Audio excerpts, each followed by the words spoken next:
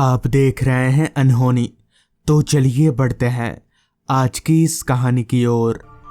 काम से मैं एक सेल्समैन हूँ, या यूं कहें तो भटकता हुआ एक इंसान हूँ, क्योंकि सेल्समैन का काम ही ऐसा होता है, जिंदगी भर यहाँ वहाँ ऑर्डर की तलाश में भटकते रहना।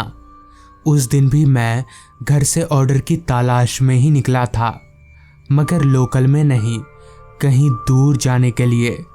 उस दिन मेरा टारगेट था सीतारामपुर, तो मैं ट्रेन पकड़कर सीधे सीतारामपुर पहुंच गया। सीतारामपुर मेरे यहाँ से लगभग 150 किलोमीटर दूर होगा। हालांकि वो एरिया थोड़ा ऑफ पड़ता है, पता नहीं क्यों मुझे वहाँ जाने का ऑर्डर मिला।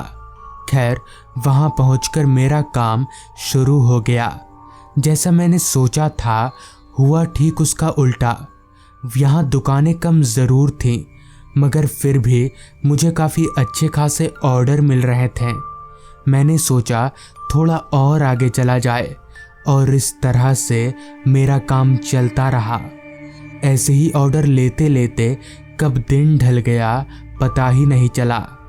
काम करने में मुझे उस दिन काफ़ी मज़ा आ रहा था, क्योंकि उस दिन सच में काम हो रहा था, वरना बाकी दिन तो बस मैं ऐसे ही भटकता रहता हूँ।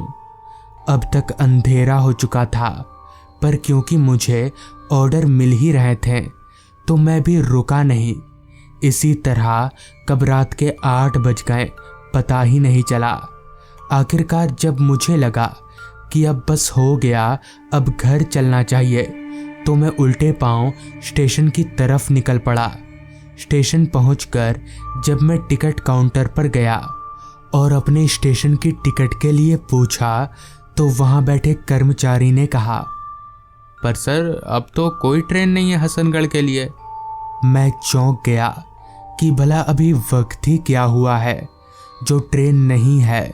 मैंने कन्फर्म करने के लिए उस कर्मचारी से दोबारा पूछा, क्या कोई ट्रेन नहीं है?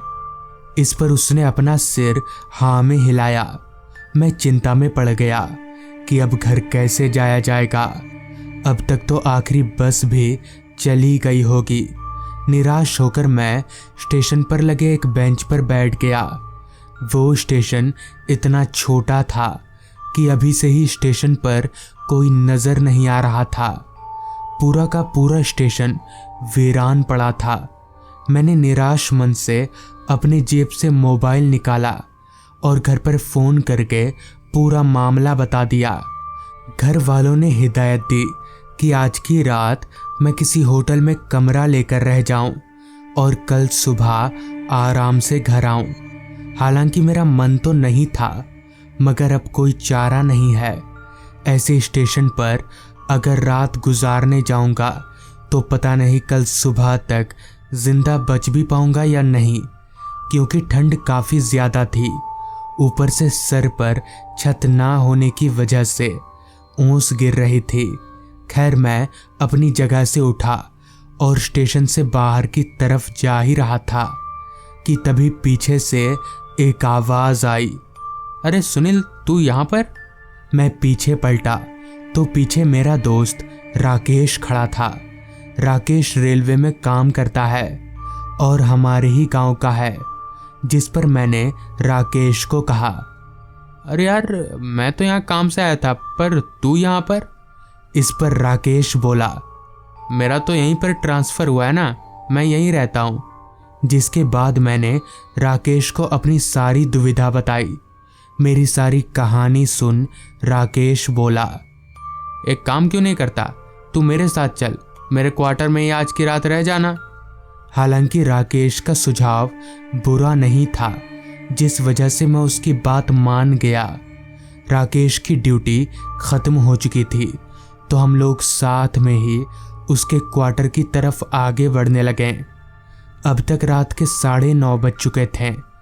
ठंड अपनी इंतहा को पार कर चुकी थी और तब भी हर पल बढ़ती ही जा रही थी।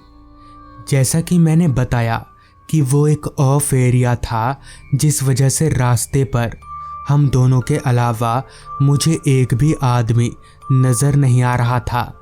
खैर रेलवे स्टेशन से उसका क्वार्टर ज़्यादा दूर नहीं था, तो कुछ देर पैदल चलने पर ही हम लोग ठीक राकेश के क्वार्टर के सामने खड़े थे।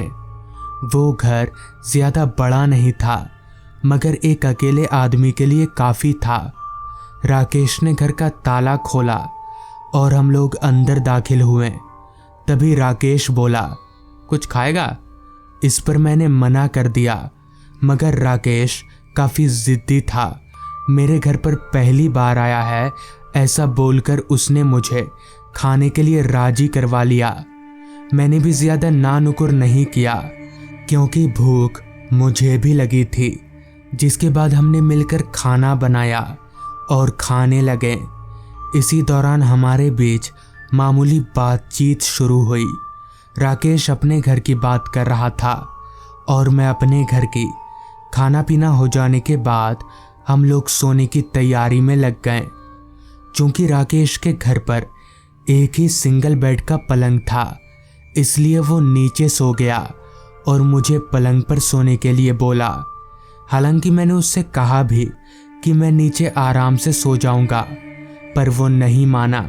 खैर, चूंकि मैं काफ़ी थका हुआ था, जिस वजह से तुरंत ही मेरी आंख लगने लगी।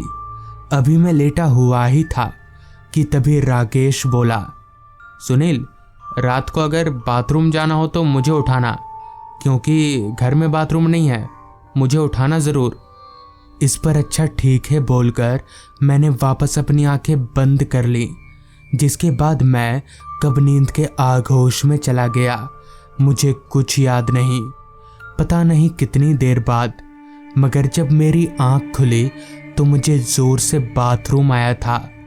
मैं बिस्तर पर उठकर बैठा, निगाहें घड़ी पर डाली तो समय हो रहा था रात के 1:45 बजे का। मैंने राकेश की ओर देखा तो वो कंबल लपेटकर सोया हुआ था। मैंने सोचा ज़रा सा बाहर जाने के लिए राकेश को क्या उठाना, अकेले ही चला जाता हूँ। लिहाजा मैं पलंग पर से उतरकर दबे पैर दरवाजे की ओर गया और दरवाज़ा खोलकर बाहर निकल गया। बाहर निकलते ही मेरा स्वागत एक तेज ठंडी हवा के झोंके से हुआ। मेरा पूरा शरीर सिहर उठा।